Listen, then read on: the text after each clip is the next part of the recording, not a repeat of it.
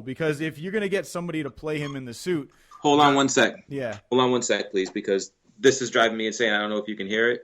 Oh, your puppy? Yeah, I can. Yes. Hear him. No worries. I'm gonna keep talking. So Yeah. my question is this: if you have somebody, if he's going to be in the suit the entire time, I mean that's awesome, right? Because doesn't want to see Darth Vader in his suit?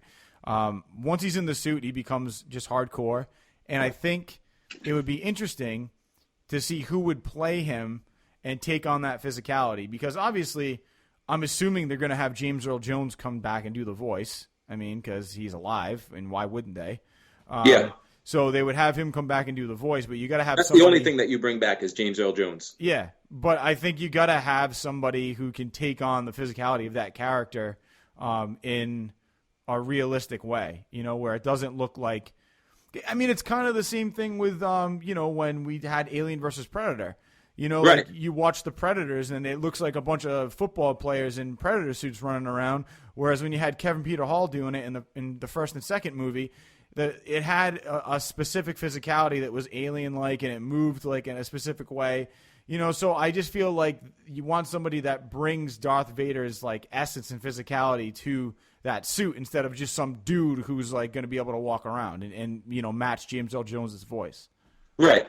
Right. Yeah, I agree. You bring back James Earl Jones. You bring back Peter McDermott. Is it Peter McDermott? I think so. Yeah. Sean McDermott. I'm not sure, but it's the dude that played Palpatine. Okay. Bring him back because Palpatine's got to be in it, and that's it. Those are the only two things that you bring back from the old guard. Gotcha. I mean, that makes sense. It completely makes sense. I don't think you have to bring back anything else. No, but one of the things that they said though is that he's just gonna. I mean, Vader's just gonna be badass. They're gonna have him using the Force in new and creative ways. Like basically like using the Force to position like people in front of laser blasts to use them as human shields and blah blah blah. And I think that's gonna be awesome. But the only problem that I have with that is that when we see Vader in Star Wars, like does he regress? Like, is there a reason why he doesn't use any of that shit from Star Wars on? Like, I don't know. Like, that's the only problem with these prequels, sequels, all this shit is that the first three movies, as they stand, just kind of, they're not as potent because you have all this, like, other shit going on that's, like even before Star Wars, it's like, in the prequel movies, you have Anakin doing all this crazy shit that Vader doesn't do. Right. Like, his fighting style is completely different. They're basically poking each other with lightsabers when he's fighting Obi-Wan. True, yeah. So, I don't know. Like, those are the only things that jump out at me. But, you kind of got to forgive it because it was, like, the 70s versus, technology today. So you kind of got to imagine that they were fighting better when they fought each other in Star Wars. But, I don't know. Whatever. Well, I don't know. Either way, I mean, Rogue One, I think, sounds like an awesome concept just because it's based around Vader. I mean, that's just going to be one of the most badass villains of all time, and we get to actually find out a little bit more about him. So because I didn't read the books, I know that some people did, but I think there's going to be stuff in the movie that wasn't in the books too. Mm-hmm. So that'll be interesting. By the way, I did want to see if you saw the new Suicide Squad trailer. It's got like the Queen, yes, like soundtrack to it. I thought that was awesome, man. Yeah, that shit was great, man. Yeah. Dude, the music did it for me. Yeah, it's perfect song. What they did was, I have a feeling like the producers were like, "Hey, did you see the Guardians of the Galaxy trailer?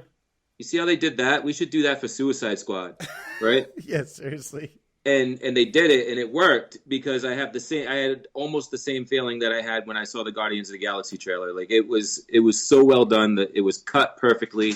The part where they're all like cocking their weapons, like you hear the and then all of a sudden you got Captain Boomerang popping the top of a beer can, right? And it's like this almost the same sound, but then he like tries to take a quick swig of it before he's getting shot at. Like that shit is fucking dope, man. Like this shit looks like it's gonna be a lot of fun.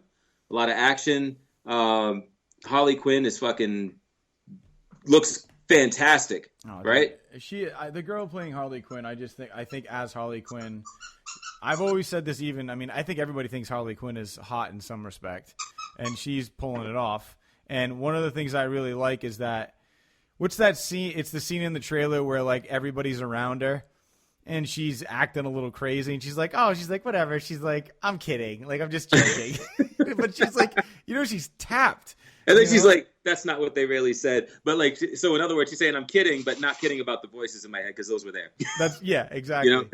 So good. And Jared Leto's character as the Joker is getting more and more dark. Like, just his laugh, I think, is great. Mm-hmm. And I love how everybody kind of shit on that when it first came out. They're like, I don't like the way he looks. But it's like, everybody said that about Heath Ledger, and then Heath Ledger killed it. So I still don't like the way he looks. I still don't think I hate that he looks like Tupac Shakur got bleached.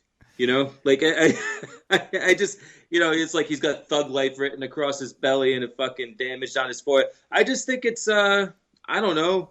It's a little much. I just can't see the Joker sitting still long enough to get a fucking tattoo, let alone all of those tattoos on his body. So yeah, that bothered me. Yeah, well, maybe this happened before he turned Joker. Oh, so he got the tattoos before that? Yeah. So he got the big Joker smiles, the J's, the fucking all that shit before he turned into the Joker? I think so, man. You never know. Maybe there's a story behind it. Maybe he's – I think it's – Let's see. It's cool to actually think about that. Maybe who knows? I mean, you want to go crazy with it? All right, like he was into the Joker symbol on a playing card and decided to get like tattoos revolving around that, and then all of a sudden he went fucking nuts. I don't know. Who knows? Sure. I mean, it's a really far-fetched theory, and it probably isn't going to be realistic at all, but it's a theory, Because, like, the idea of him becoming the Joker is because, like, his skin turned white, and he basically decided to take on the clown, Yeah, you understand that I'm playing devil's advocate right now. I know. So I don't know. Like, the fact that, what came first, the Joker or the egg? I don't know. Who knows?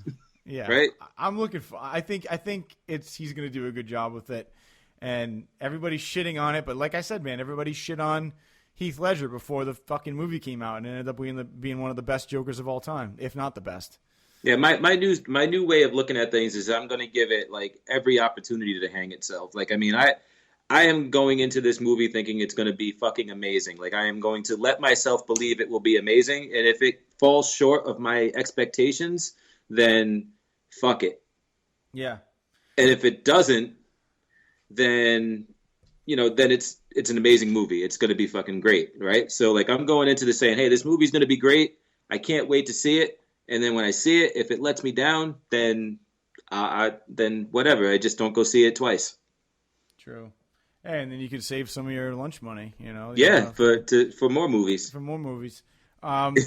Dude, you know what? Speaking of things and what to expect, I mean, I'm excited about Valentine's Day, not just because, it's Valentine's Day and I get to chill with my future wife, but, it's also the day that The Walking Dead comes back.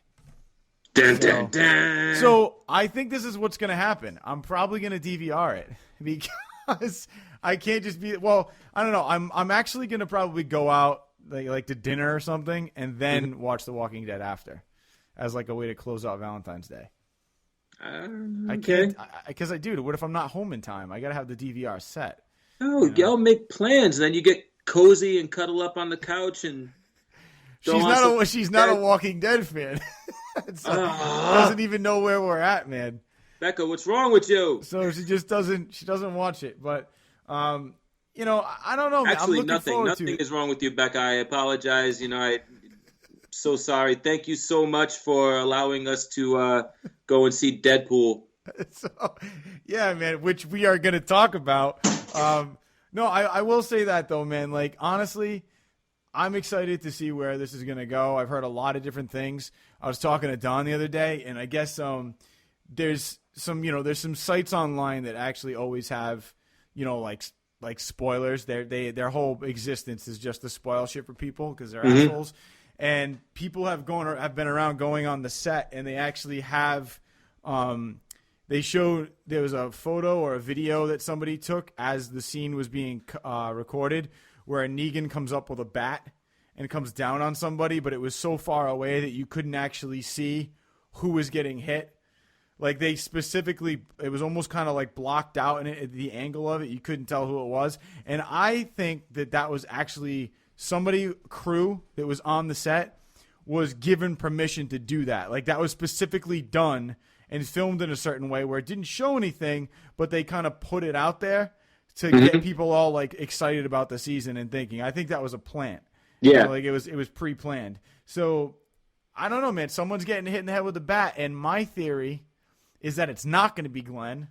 My theory is it's going to be Maggie because she's got a kid, and how fucked up would that be if she gets killed? Well, I can see that. I mean, like, you know, Judith is alive. Yeah. Right? Right. She's not alive in the comics. Right. So we are due one brutal baby death. This could be it. And this could be it, man. And the thing is everybody who has read the graphic novels is probably thinking like, oh, shit, like Glenn, you know, he was supposed to die, and then he, you know, whatever, but then he gets clocked by Negan. You know what I mean? So whatever, you know, he gets a bat to the face. But I also think that it would be even more fucked up if Maggie got killed after Glenn has gone through all this to actually get reunited with her again. Like, he's with her for a limited amount of time. They both know they have a kid coming, and then boom, that's it. And then Glenn's just like in like the worst place he's ever been. So yeah, I mean, I could see it. And then Glenn blows his own head off. That's not what happens.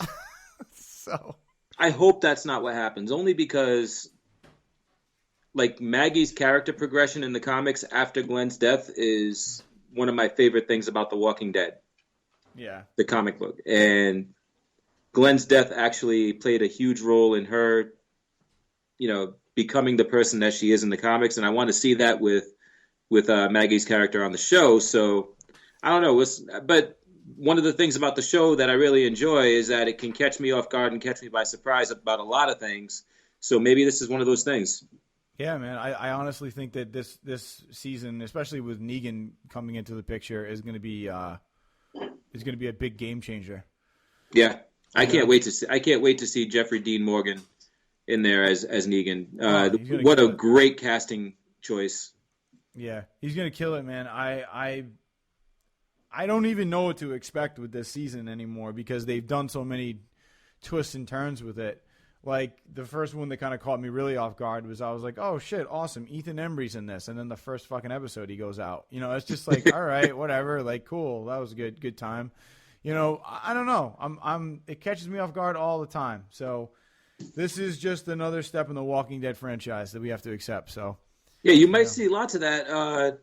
Like, you know, people that are, you know, like guest appearances, like cameos, like that just want to be on the show, like because it's such a cult classic now. Yeah. Well, one of my friends who you know, who I'm gonna leave his name out, but he actually is pretty friendly with Greg Nicotero. Like literally talks to the guy like pretty regularly, and has kind of got a little bit of a hookup, I think, to go down there and actually be one of the walkers. Nice. And that's badass, man. I mean, they don't. Greg Nicotero is, when I say friendly with this guy, I mean he's like legit friends with him. So he's kind of hooking him up. But they don't use different people for the walkers. They actually use like SAG, Screen Actors Guild, you know, like union people to play walkers. Like they're you know, the same group of people that just play different walkers continuously.